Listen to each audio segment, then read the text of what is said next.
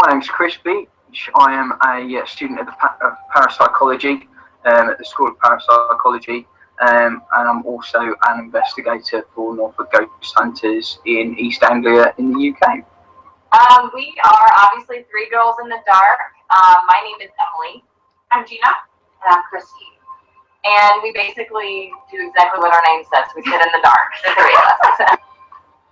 Yeah, I'd echo what you're saying. It's more that we don't acknowledge the way in which that EVP has been captured and presented as evidence for paranormal. You were talking about ethics. Now, let me just show this to people. This makes me absolutely sick. Thank you for having me on, by the way. No problem. So my name is Sophia Temporelli. I'm 16 years old. I've been a radio host since I was 12 years old on liveparanormal.com. My show's called The Ghost Host, and I've been in the paranormal field since I was 8 years old. I call myself para-confused. I tend to, when I came into the field, I thought I had my belief system, solid. I think Lee always had an interest in it, to be honest, ever since I was a child.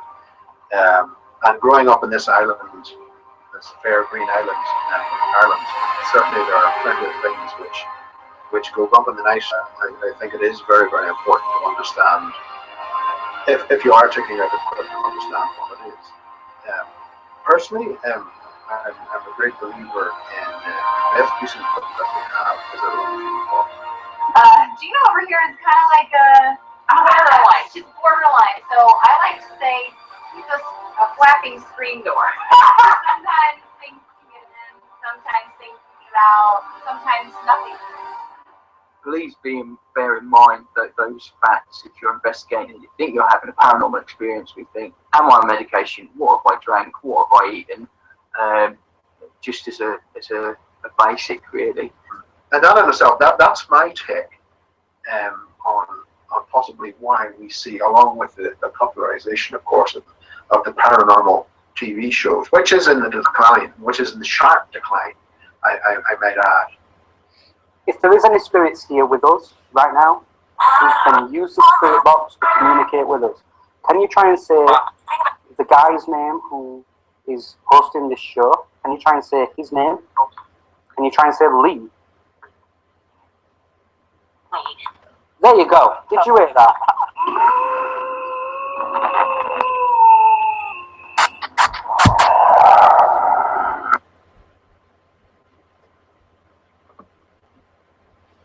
Hello and welcome to the Ghost Hunting TV talk show. My name is Lee Steer, the founder of Paranormal magazine, Project Reveal, and I am joined with...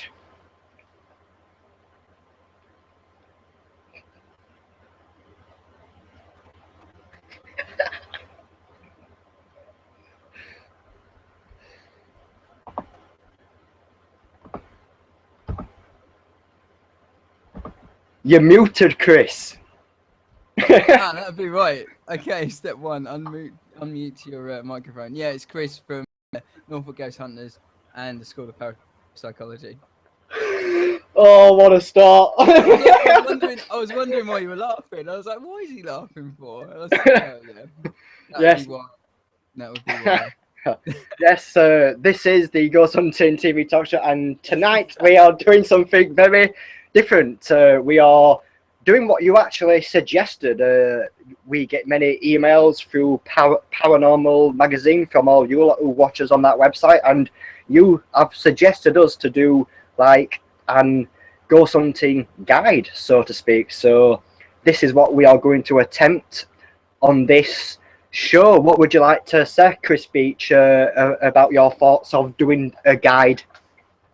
It was a bit tough because it's kind of, without seeing the guidance, it's hard to know what to include. So hopefully we can include as much as possible within one show. But I have a feeling that it's going to go over to some others because we simply haven't got enough time to talk about everything. Because there are so many different things to talk about within ghost hunting and starting up your own group or going with another group. So yeah, we'll try and go over some stuff that hopefully you guys will find helpful. Yeah, that's it. What we are going to try to achieve is to just give you the basics on this show, the basics of starting and setting up something along them lines. And the actual first thing what we thought about was actually an introduction to ghost hunting. So, you know, that leads us to the question, what is ghost hunting? And I'll let you start about that, Chris. Well, for me, it means a bunch of like-minded people going to a location, be it haunted or not, as in has it had anecdotal evidence of being haunted in the past. It doesn't need to have had for a ghost hunt by definition, but it does help. But it's a bunch of like-minded people going to a location in order to find evidence of the life after death and all things spooky and ghostly. Yeah, For yeah. me, that's what it is anyway. Yeah, for I think everyone watching and every team out there, every person out there who has got some team or is involved in the field somehow will have a different feel for what ghost hunting is. And my feel for it is, I hope that it's a research field. That's what I want it to be. That's why I do these shows. That's why we do these shows. We want to improve everyone's knowledge, including ourselves. So for me, ghost hunting is about going out there and investigating claims of supernatural, paranormal activities, what you report. And people have allegedly report thousands and thousands of ghost sightings a day. So it's interesting for skeptics to know why people actually see ghosts. And for me, that's why I do it. You know, I'm interested. I want to know why you see ghosts. I want to know why you experience what you do. Do you want to like to follow up on that, Chris? Yeah, it's the skeptic's kind of wet dream, if you like, is people's anecdotal accounts of paranormal activity, and that's what I do it for. It's people's accounts that I find most interesting. It is fun to go out to a ghost hunt and get scared in a church or in a wherever venue like you like to go to at night time. It is fun doing that, but it is interesting people's accounts of how a paranormal or ostensibly paranormal occurrence has actually taken place, how they were affected by it, what it's actually done. So it's the psychology I'm interested on within that account, if you like. But yeah, it is fun going ghost hunting. I personally have a clear distinction between ghost hunts and investigations. Personally, for me, a ghost hunt is very much doing it for fun and getting a bit scared in the dark. An investigation is it for me is going out there to collect evidence. So whatever one of those what you want to do is it's I think it's fair to say that we are patching them both together for these examples. Investigations and ghost hunts are being dealt with as one, however you perceive them to be. They might be dealt with differently when you're out on an investigation, by different research practices, etc., but this is the bare basics of go out how to go out on a ghost hunt, whether you what you're deciding to do and where to find the relevant information as far as we know. Yep. People who are watching this show later on down the line, they will be typing in their search engines how to start your own ghost hunting team, how to ghost hunt or ghost hunting 101, you know. There will be quite a lot of search terms why people will find this video. And the reason why you are searching this video is because you are interested and you actually want to learn about ghost hunting. You want to know the basics on how to start up. So I think the next question, what you should ask yourself is, what do you actually want from this journey? So what I mean by that is, are you wanting to be a part of the research? Are you wanting to start up a event company? Can you think of anything else why people would actually want to start this journey? Well, it could be for a number, almost a countless number of reasons, really. People can have a ostensibly paranormal experience themselves. They can think, "Oh, I've been doing the washing up, and hang on a minute, there was somebody in the window behind me." It seemed, and think, "Oh, I was scared on that occasion. I'm going to go in and perhaps research that and see if I can feel that again." It could be people thrill seeking. It could be people that have lost a loved one, unfortunately, and they want some closure. As Lee said, it could be people that are just have seen television programs and have got interested via that way, or that they're interested in psychology, like myself, and therefore want to look at how people react under different stresses and situations. Or it could be that they simply have seen it in the local paper or media, and they thought, you know what, I'll give that a go. There are countless reasons to do it, but as long as you don't lose your way, you'll be fine, I think. There are going to be people that you meet that aren't going to be the type of people that you usually hang around with or from the same mindset as you.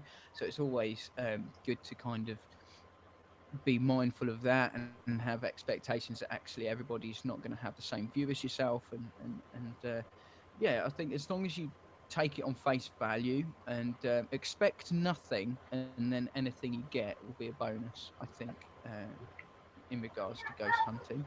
And also try and identify that reason. Write on a piece of paper, ghost hunting, brainstorm what you want to get out of it.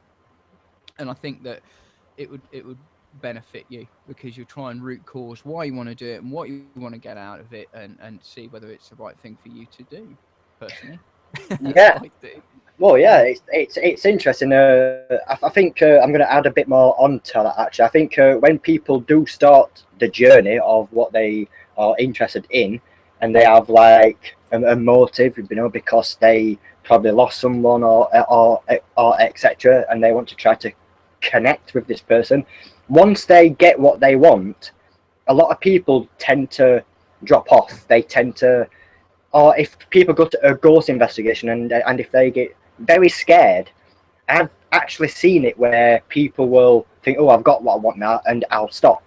Because teams are always starting up, teams are always quitting, and you got to ask yourself, why are all these teams starting up? Why are all these teams quitting?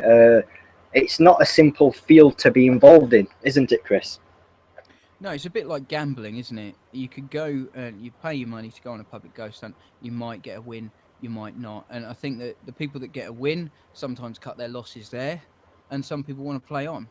And I think it's very, very similar in most respects because people get that same addiction, I think. Once they either you pick some information up and you run with it and want to get that same thing again, and attend more events, or you can think, well, actually, I've had a nice day, Bob. Thank you very much. I'll take the prize now. I won't gamble all and take the grand prize. So you get different motives. As many people as there are in the world, they have different ways, reasons of doing things, and Yeah, yeah, you get some people that stick with it. There's people in our ghost hunting group that have never had a paranormal experience or have had no credible paranormal experience, and they come time and time again for that holy grail experience, and it might never exactly, come, exactly. Yeah. but people still get involved. That's it. So that's the second tip. What we actually would like to put forward, and that is just to ask yourself why you want to start. I think we've covered that pretty well there. The third tip of what we were thinking about is actually, I think you need to do research on the field. There's a number of ways you can actually do this. I would suggest mainly reading books, searching the internet, and leaving the TV shows till last. but but it is good to watch them on some occasion. Just don't believe it. That's all I'm going to say. Don't believe what you see. It's like saying, do you believe what you see in a newspaper? Do you believe what the news is saying? Yeah, don't believe everything you see on a TV show. Yes, you can probably learn a bit from it on techniques, on how to conduct an investigation, like how to ask questions, what certain equipments they use. It's good for that purpose, for learning that small bit, but don't take it for granted. Yeah, I'd echo that. I think that as well, just be careful how you conduct your research because you really need to be careful of who you look for, and I think ghost hunting TV shows have kind of given that the kind of the impression of how people should act on a ghost hunt. And I don't think that I mean, a lot of them have questionable research practices at best. But again, we're not talking about legitimate research. We're talking about what we are, I guess. We're talking about legitimate research and ghost hunting for fun.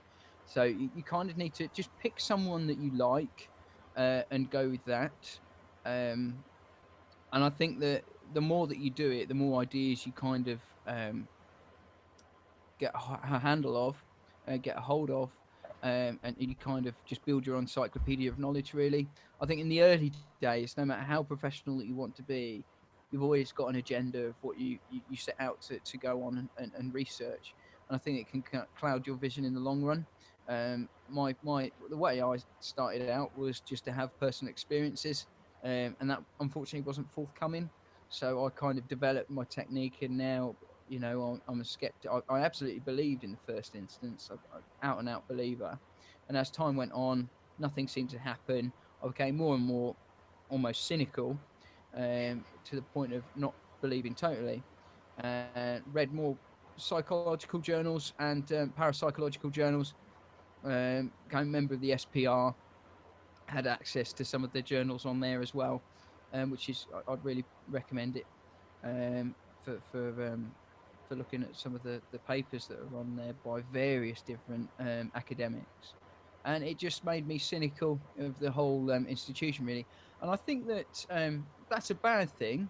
I think that's a bad thing because looking at an objective point of view, I've already got a subjective point of view. I look at it from perhaps from the viewpoint that it doesn't exist, and a lot of believers will say, well, that's why you're not seeing anything. And if it does, just take my skeptical hat off for a second, if it does exist, then yeah, that's a legitimate reason. But I'm not from that school of thought. But yeah, I think that unbiased opinion is good, but don't be an idiot. I think is the general thought on it.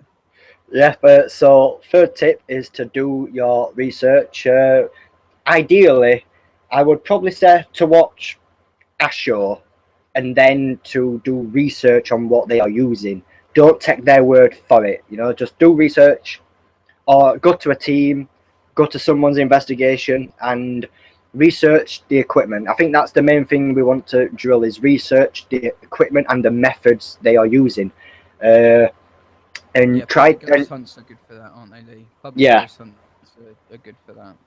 yeah. So on some public ghost hunts, you will actually get people who will explain the equipment to you. But on yet again some different ones, you will get people to say, "Here, this is a K2 meter. This detects spirits. It's a spirit detector." You will you will get people you you will get people who say that. 100%. Am I right, Chris?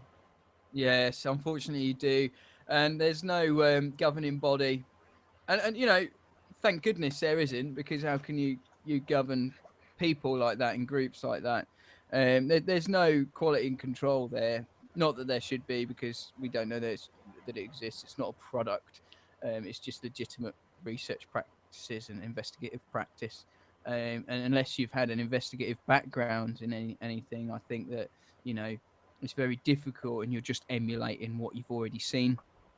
Um, I think that it is difficult for the people out there, actually. I think to make sort of legitimize their research, because a lot of people don't know what they're doing, because they don't exist. So how can you look for something that doesn't exist? Well, you can just put parameters in place to kind of you know qualify your research on a scientific spectrum, and it's all about good methods. So I think if you were going to buy any books, if you were doing research practice for paranormal investigations, go and buy a book on sort of A level experimentation and practices and ethics with regards to science, and it can give you clear indications of like double blind techniques. If you wanted to do parapsychological testing on claimants, it gives you a good idea of what to look for to make your practices better. But that's academia. If you're out there, if you want to go and have a good time, I'd say yeah, research by going out with a public ghost hunt, and just take them on face value, because some of them don't know what they're talking about, and some of them are really good out there. So it really is potluck what you get. Um, Obviously, if you message us direct, we can give you people that we'd rate. But obviously, and we're happy to answer your questions in relation to that. But we can't give you an opinion on here of who's good and who sucks, because that would be a good idea. But there are good No, ones out there and bad ones. no, yeah. Apparently we suck, Chris. Oh, apparently so. But we probably do. We're probably not saying the right things for certain people. But hey, you got to have your critics. You I got to have know. your critics, Lee. It's not all plain sailing out there. You can't have it all. You can't live in that, 3-story mansion of yours. You can't just sit there all the time in the lap of luxury. You got to have your critics, mate. Yep, yep. And it comes with the field. So remember that when you are starting up your own team, when you are there publishing evidence of what you claim to be evidence or research, whatever you want to call it, and you will get people out there who will try to demean what you do. And my advice to that is just ignore it. Just don't bite back, because if you do, that's just going to fuel them to attack you even more. As skeptics, we do get a lot of stick in the field because we don't share the same belief system. But people who know myself and Beechy, they know that we are respectable skeptics. So we do get a lot of respect in the field. Yeah, well, I mean, you've got to have feedback, and I think that I encourage feedback, because even if you don't like what we're saying and you don't like the way that we work, just tell us, because we might be doing something wrong. We might be doing something legitimately wrong. But I always try and make your feedback smart. So, is it measurable? Is it accurate? Does it have a time frame? Can I build on what you're saying, or are you just saying, "Oh, you're just shit, you are," and I can't build on that feedback, but I can take it and receive it as a gift as it is given, and take it in the context that it's given, or but I can't build on it. I can't Yeah, change yeah, things yet. yeah. I It's think I think the tip is that you've got to understand that people do have different belief systems out there, and yeah. I think everyone needs to be aware of that who are coming into the field. Not everyone shares the same views, the same religions, which does actually can play a part. Not always, but it can. And you've got to understand that, and you've got to respect it. That's the key word. You've got to understand that. Okay, yes, they don't want to agree with me, and just leave it at that. As long as you've had a healthy talk, not to shove it down their throat, but as long as you've had a nice conversation and both said your point of view, once you've done that, just leave it, because no one needs to win the argument. Yeah, I'd agree.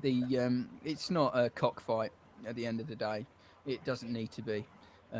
Who's got the biggest? It doesn't matter, because we're all there for the same reasons. There or thereabouts. And I think as long as you respect everybody, no matter what your niche in the paranormal field is, we can get along. We can share information and be legitimate about what we do.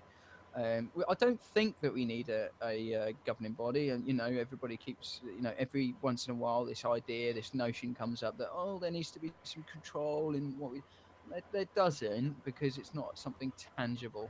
If we were running a railway, then perhaps, yeah, we would need some sort of governing body, but we haven't got a union. We don't need a union. We don't need an inquest. It doesn't need that. We just need people to be smart in what they do and do things for the right reasons. That's all. So yeah, I think that we've put that one to bed. Do your research. Yep, yep. So do your research. That was the third tip. The fourth tip, what we was actually thinking of, was Let's have a look at the list. was actually to go as part of a team or to start one. So we're not going to talk about starting one yet. That's later on in the That'll take too long. yeah, that's later on in the series. but go apart as a team. So your first question will be, you know, how do I find a team? That's the probably most logical question what people will be thinking right now at this stage. They'll be thinking, where can I find it? Go to your local search engine, type in what your local town. If it's, for example, my town, Rotherham, I would type in Rotherham ghosts or Rotherham haunted, something along them lines, and I would see what the search brings up, and then I would take a look at a few websites, and I would look at some of the videos, I would look at what they're writing about, I would look at the people who actually follow them as well. I try to get a sense of who these people are character-wise, to think, can I get along with these people? Do they seem like people who would get along with me? So that is what I would do. Go to your local search engine and try to join a team, a local team. They could be an events company. They could be a private investigation team. You know, there's quite a few teams out there which claim to be scientific, spiritual, who just do it for research. And then you've got your event companies which do it for event companies, maybe not everyone, but maybe to earn a bit of money. But there is people out there who do start a team because they are interested in the research, and they are forced to make it an events company because they can't afford the locations. So yeah, I'd look around on the search engines. Yeah, I'd echo that, Lee. Just type into Google. What I would say is that be careful who you go with, because make sure that they've got a point of contact that just isn't a mobile number on a web page. Have a look at, like Lee warned you, look at who are the personalities behind the website. Make sure that they've got valid permissions to go to venues. Make sure they've got valid permissions to go inside buildings. Because there has been horror stories, unfortunately, of people going on sites and then the police being called and just getting a load of nastiness. So to avoid that, just research the group that you plan to go with. I always recommend going out with an events group first, just to dip your toe in to see how it is. It's very difficult to find, in my opinion, it's very difficult to find private investigation groups that take members of the public. It seems to be like a dead man's shoes, pardon the pun. It seems to be dead man's shoes trying to get in there. But yeah, events companies usually for a fee take you on a public ghost hunt. There are inherent problems with that. One, that you don't get the most haunted experience, if that's what you're looking for. Because it is not a bunch of five of you going around a location. It can be 10, 20, 30 or 40 people on the same event as you. So you can find it a little bit difficult with regards to personal experiences, because of the sheer numbers of people that they take on the investigation, because at the end of the day, they're events company, they need to make money. That's how they build their business model. Yeah, so, but at least you've got the security. They're more likely to have valid insurances to take you there. They're more likely to have the personnel in order to look after you whilst you're there. So first aiders, things like that. They're also more likely to have a fallback plan should the event get cancelled and you've paid money. They should have some sort of fallback plan there, whether they take you on another venue or what have you. Yeah, so the only bad thing really is just numbers and extraneous noise that could limit your experience. But for the first time, if you're going to a haunted, ostensibly haunted location, allegedly haunted location, then you're going to, if you've not been before and you're a little bit scared, then perhaps events company is the right place to go. If you've done it before, if you've gone around in graveyards before, as I'm sure we've all done once in our lives, to start off, or in your own home, then which I actually advise against, but that's another story. You could go with a private team if you're privileged enough to actually be able to do that. So, but yeah, events companies are everywhere, but just make sure they've got the right permissions to be there, that they can look after you, and that you know the people that are looking after you, to make sure that you're not going with a bunch of like burglars, for example. Yeah. So yeah, just exactly. Yeah. And you can actually go with the wrong people. There has been teams out there who have caused big damage to grade 2 listed structures, like setting it on fire, like knocking walls down. You know, it just makes you wonder how stupid. I just you know, you've really got to look for sensibility.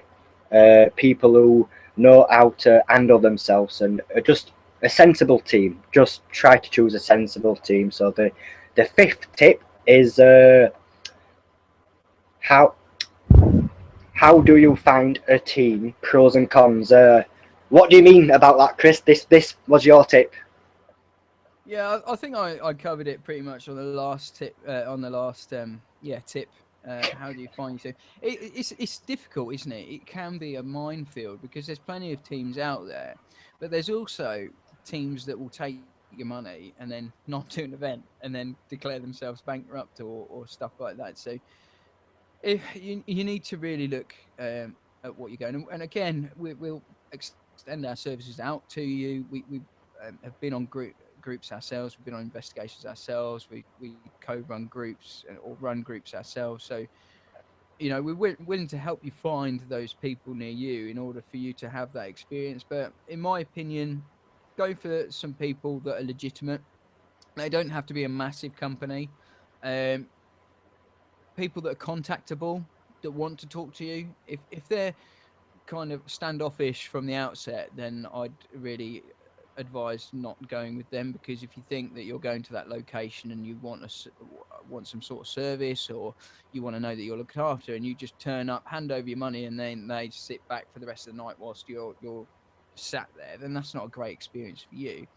So people that don't charge the earth for the venues that they go to, there's some events companies that will charge 3 times as much as what the venue actually charged them for you to go, and that raises a whole bunch of questions about ethics. Are they ethically charging for it? Well, they've got to run a business, but their markup on that venue is absolutely astronomical, and you can bet your bottom dollar that they're not paying the venue the same kind of money that they're charging you, and they're creaming off the top of that. Um, and that again makes venues put up their prices because they think they're taking the piss, and which they are. So that can cause a whole lot of problems. So yeah, if you think, oh, that's a bit steep, don't go with them. If you think, if they don't ask the questions that you're wanting to ask, you're going to be wanting to ask how many people are going on this venue, how much do you anticipate on taking, um, why sorry, have you got permission to be at that venue, have you got insurances? They're the questions I'd be asking, and they're the questions I'd be answering customers that come to me asking those questions, quite promptly as well, because um, no hunting company in the world should be coming back with any of those questions unanswered, because they are the bare basics, really, Yeah. for me anyway. Yeah, exactly. So that was the actual first couple of segments on basically of how to get involved in the field. So now is the dreaded step for us two, which is how do you start one? So we're not going to just talk about loads of randomness. We're going to start from the very start, and we're not going to finish it all on this show. So we will cut halfway through this show, and we will start again next show. So the first thing is, if you want to start your own team, is you need to think of a name. You need to think of what do you want to call yourselves, and this can be important for many reasons. It can be important for search engine optimization. So if you're in Birmingham and you are a ghost investigation team in Birmingham, you're a group of friends, you've decided, oh yeah, let's do this. You need to think of something which people can find you by, a common name. Like I would easily suggest Birmingham Ghost, Birmingham Haunted. If no, that's the main things that people would search if you want to drive people to see your work. What would you suggest about names and teams and stuff, Chris?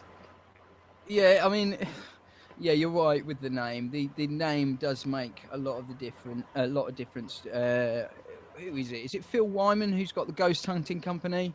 That's pretty good. That is a pretty good name off of a name company, a named location. I mean, we've got norfolkghosthunters.com, and that's pretty good. So yeah, I would say that get your location of where you are, but just be mindful that just because you've got the URL doesn't mean to say that you've copyrighted the name. That just means that you've got the URL to the rights to that location. So when someone types that in their search engine, it drops onto your page. That does not mean by no means mean that you actually own the rights to that name. First Yeah, and exactly. foremost. Yeah, because I Yeah. think a lot of people get confused with that. I think that people think, oh well, we've got NorfolkGhostHunters.com. Oh no, another company set up as Norfolk Ghost Hunters. There's not a lot you can do. What you can do is open up a company on Company's House, but we'll go into that on another episode. That's complicated.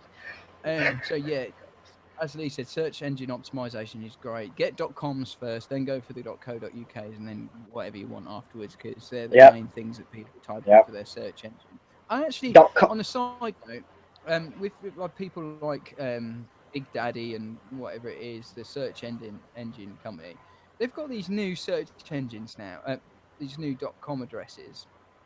Now, I've seen them and I don't particularly rate them. I don't. I might. It's complete ignorance, but dot music or dot ghosts and stuff like that. To be honest, I'm just still typing dot com all the time. Is this for? What's the score with that? Do you know? I've not actually known about that, but it sounds funny. And I think it would be a waste of time if you were to do that. It would be good if you could secure a good name and get noticed from another name and then promote that name through that name. And that sounds a bit Yeah, complicated what I've just said, but I think you know what I mean by that, don't you, Chris? like Rotherham dot spook. Yeah, Yeah. that kind of thing. Yeah, yeah, So, I get it. but yeah, I would not suggest to do that. I would suggest to do, as Chris said, .com, because .com is searched worldwide. It means worldwide. .uk, I never type .uk at all. Only if I know a specific website works with that, which I don't think there is one. So, so I wouldn't even purchase it really. I just purchase .com. Don't purchase nothing else. .com. Submit it to Google search engines, so your website can get crawled. So every new post, every new document you publish on your investigation website will get searched by the search engines. So, for example, if I was investigating graveyard in Rotherham, I'd be like Romosh graveyard Rotherham, and people will be searching that in the search engines. And Can you say that again? I didn't get that. What was it? Romosh graveyard Rotherham. Yeah, you're gonna have to spell that one, Lee. Oh dear, oh dear. But yeah, People from no, Rotherham will be able to understand you. yeah, exactly. But yeah, so name, that's the first thing. Then we was briefly talking about websites. That's the second tip on how to start your own team group. Websites do charge, websites do done free, but there's always pros and cons. You will always get the pros for the websites you pay for. You will never get a spot on website for free. There will always be something which you will need, something which you will want, what you will need to pay for. Would you like to talk about it, Chris? Yeah, I mean, personal experience. I'll tell you what I do. I deal with a company called I can't even remember it now. What is it called? Oh, jeez. I use I used to use like a free webs thing, and that was rubbish. That was proper crap. Um, to use really bad English, that were proper crap. That no, it was really bad. And I think that Wix do good websites for free. But yeah, with the free, you've usually got your address that you want and then some gobbledygook and then .com or whatever. So it's actually hosted on their server or something. What you want to do is actually, I personally think, is pay for hosting. So at least you could have a direct URL, which is your web name. At least that would come up on the search engines and then in Google and get rated so that you can come up on the when somebody types in Google Norfolk Ghost Hunters, you come up first, second, or third, and then people, because that's what I do. I don't even type in web addresses. I just type in what I'm looking for into Google, and then whatever appears in the top 3 to 5, I click on those. But yeah, it is a minefield out there. WordPress, that's another one. That's a good one. Blogger as WordPress, well. You know, you might yeah, want to do blogs instead of a website. So you know that's another yeah. option. And I think WordPress have a lot of widgets that you can have. They call them widgets that you can customize your website to have a shop, to have galleries, to have I don't know, what do they call them? Catalogs, Yeah, or you if you can want even something more integrate modern. YouTube into it and stuff like that. Like you can even integrate your videos and stuff. Remember MySpace? Do you remember MySpace way back when, before This had Facebook? Yeah. When we all used to have our favorite music playing on in the background and plugging in the HTML codes for a decent website, and all these skull and phones and crying people on. Well, it's a little bit like that. WordPress is a little bit like that. But it's customizable, so it's really great. I think I Wix is good as well, but I've not used it. Yeah, I actually would recommend WordPress to people. Actually, it's what Paranormal Magazine's on. You know, that's what I use for Paranormal Magazine, WordPress. Uh, you know, so yeah, I would actually recommend it to people out there if you want to get involved and yeah, give it a try. And you can make pretty good free websites from it as well. Hosting, you'll need a host to actually direct people to your page. I used HostGator, and I used I think there's 3 packages. You can have either have, I think it's a baby or hatchling. One of those are the first ones, where you can have one URL. You don't really want, if you want more than one website, go for the middle package, which is like, I think, £6 a month or something like that. But you will need hosting unless you want a free website, and we've already gone over the benefits. And I think there's more cons to pros with a free website, unless you want a landing page. But if you want punters to come out of you, there is no way I'd be going on a free website and going, do you know what? I think that they're probably the leading ghost hunters in the universe with a free website. I Yeah, wouldn't do that. And that's me just being snobby, because but I just wouldn't. it's actually true. Yeah, no, you do judge a page by its first look. So you need to look professional on the landing page. That's where you need to capture people's attention, because people do have a short attention span, and it's probably like 5 to 10 seconds. And if you've not caught their attention in that time, they're gonna just close it off. Yeah, there's some fairly good YouTube tutorials on making WordPress sites as well, and where you need to go. So if you just type in YouTube WordPress website, that it literally talks you through the whole process of doing that. Yep, So we don't have to cover yep, it on here, yep. because it So does get convoluted. it does, yeah, yeah. So if you want to do that, go and search YouTube.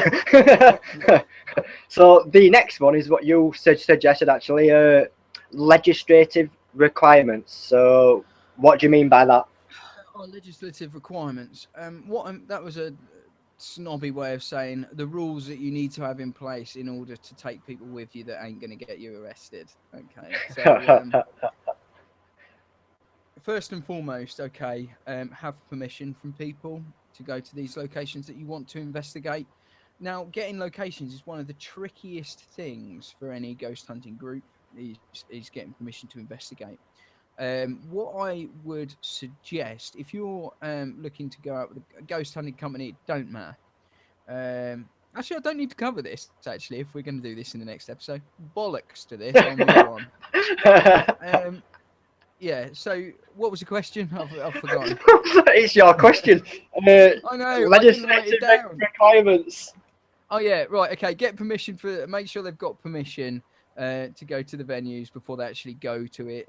They should answer that question that you ask anyway, and then they'll say yes or what have you, or they'll be very quiet about it. If they're quiet about it, that would start alarm bells ringing to me, really, because if you go to a location and people think that you're burgling the place, then you could end up getting in hot water. So just make sure they've got permission. If they've got written permission, then they could get that to you in some sort of media, whether it be a document or something, and then you print that off and keep that with your ticket or whatever they use. Just keep it on you on the investigation, because it's your get out clause then. Because if the police turn up and say you're not meant to be here, why are you here? And you've got, well, these guys said I could come here and we're on a ghost hunt actually, then it's gonna, yeah, it doesn't mean to say you're not going to get in trouble. It just means that it's a little bit more legitimate than saying I don't know, actually don't know why we're here, Yeah. and then get in trouble. So yeah, make sure that they've got the right legislation in place to get you to that location, or to be at that location. Yep. And even if you are your own team, you know, try to contact the owners, try to get written permission, just in case the police do come. You know, it's always. Always get permission. Get permission. Don't go to a place that you haven't got permission to be at, because at best you're civilly trespassing. At worst, you could get done for burglary. So get permission. Get permission, Always. because churches are the worst. People that go around in the churchyards of a night time, that's never good, because the amount of churches that have the lead taken off the roof, you just don't want to be put in that precarious situation. So yeah, always get permission. Always. Yep. And And if you've also, got permission, you've got protection, right, Lee? So, let's not talk about that. So another thing to actually think about is when you actually start your own team with actually what you need, and that's if you are going to be doing events, if you are going to be inviting public along, then you will need insurance. Public, what's the word? public liability insurance. That's the one. You do need that because this covers you for damage of the property, and I'm not quite sure if it covers you of damage of people. I'm not quite sure. I just think it's for the property in it. You can get there are insurance companies that do ghost hunting cover that will cover you for pretty much holding events, so whether it's damage to property, people, equipment, and that's traveling to and from the event. So it's not only at the event itself, but it's covering the whole kind of thing. Really, is the whole event. Just like business insurance, you'll have business class B to get to and from work, and then if you work elsewhere, you've got cover for different destinations. It covers you from the time that you leave your front door to the time that you get back home to your front door in the evening. So it is really good to have. A lot of venues, a lot of the bigger venues want 10 million uh, liability cover minimum. But if you're just doing your local church down the road, it'll probably be about 5 million that you're looking at as a cover. A lot of venues won't even entertain you if you take less than that.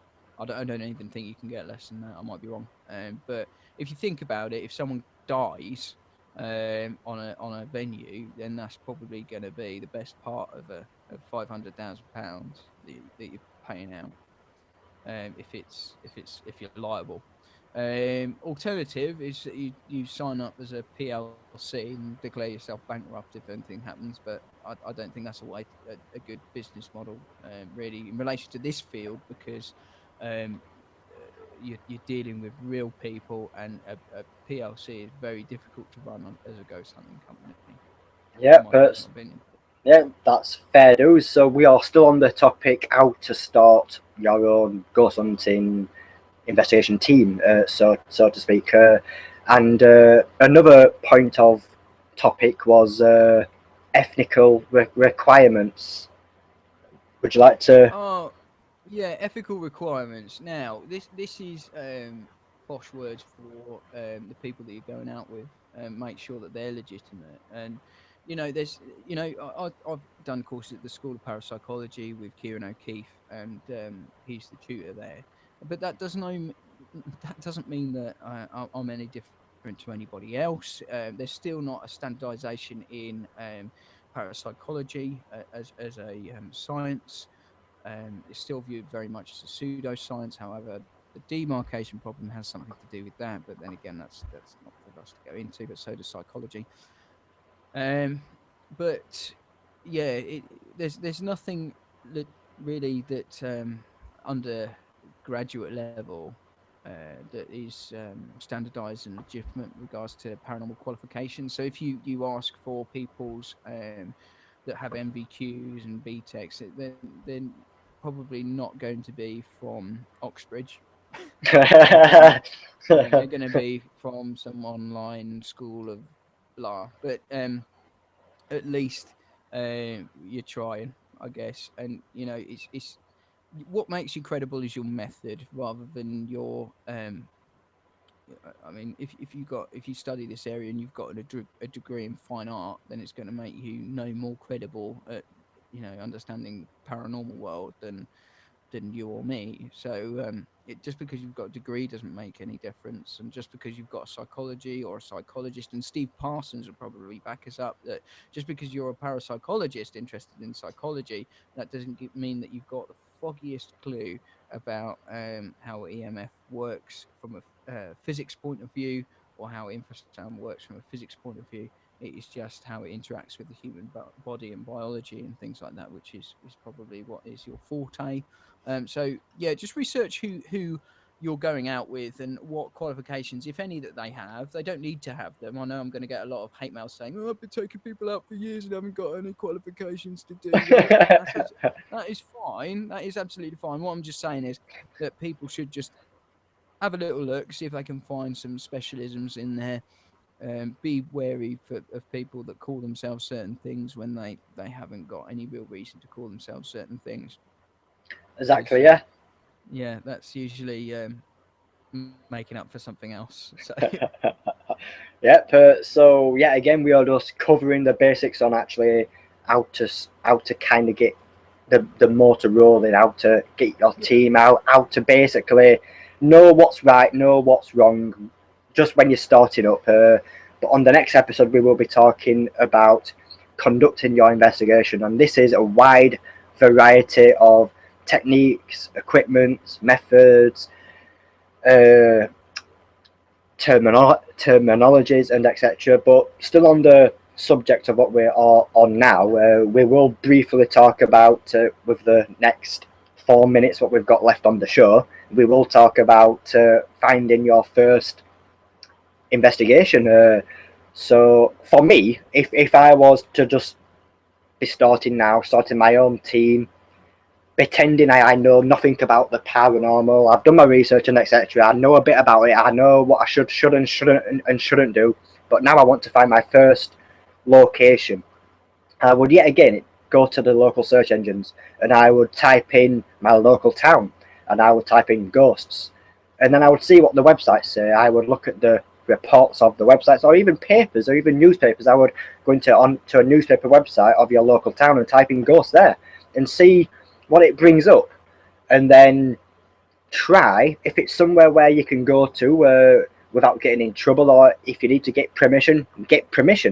As we said, you need to get permission. But yeah, that is what I would do for your first ghost hunt. I would look at local search engines to look at the public what's the word I'm looking for, public right of way base, basically, where you can freely walk down just to have a nosy, basically.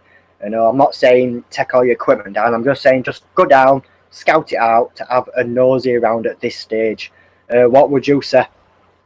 do you know, I used to use this fantastic little website called Paranormal Database. You might have heard of it. Yes, I have. I used to use as a basis for, because I used to live in a place called Worcestershire, and it even had places on there that were allegedly haunted. And I have to say that website was pretty good, so far as legitimate haunting claims, as far as they're concerned. So I'd find a very similar website to that. Have a look on there, see if you've heard of any haunting claims that marry up from your own personal knowledge, if you're interested in it, and that match up with the website. Alternatively, you can go to Waterstones or your local library and get paranormal books in your local area. I used to use. I think it was Worcestershire Ghosts and Hauntings was my very first paranormal book that I ever bought, and it had Dudley Castle on it. It had I didn't think it had Drakelow tunnels. It had the Severn Valley Railway and Kidderminster on it, and yeah, it was a good, as well as being a fantastic read. It was it gave me locations to do investigations and to go in my own free time to drive to and have a look at not conduct an investigation there so much as to just sit in the ambience and just take it in and kind of just develop it in your own time. I think that for investigations, you're very much led by what's out there on the internet already. For your first investigation, you don't get a lot of choice in it. But yeah, if you're going to go anywhere in the hours of darkness, you really do need permission because yeah, it has issues if you don't Yep. do that. So we are going to actually leave it there on this topic. So what will we be talking about on the next show? We will be talking about how to get indoor investigations, and then we will be talking about how to actually conduct your investigations. How important is documentation? How to review your evidence? How to do certain methods, learning about the equipment. This is where we really do get technical and show you the equipment. And we also are going to talk about terminologies, because in the field you will find out that when you go on ghost hunts, people will be saying some strange words, and you'll be thinking, what does that mean? So, for example, EVP, electromagnetic field, EMF, infrasound. Yeah, you know, there's some posh words out there which you may not understand if you don't watch the TV shows. So there's loads of terminologies in that way, like stone tape theory and etc. So we will be talking about as many different terminologies, equipment, methods, and etc. So that's all on part 2. I would like to thank everybody watching on the Ghost of Britain YouTube channel. It's always funny watching you a lot talk. Always is. Always And is. I can't forget the people watching on paranormalmagazine.com, projectreveal.com, paranormaldatabase.com, and V-Zone Broadband TV and Get Scared TV. It's been an absolute pleasure. It's been an absolute pleasure having you on the show, Chris, again. Always, always. This time, oh sorry, next time I'll remember to turn my microphone on. Yep, what a start. I know. Start as you mean to go on. Why not? So it's a good night. Good night, everybody. See you later.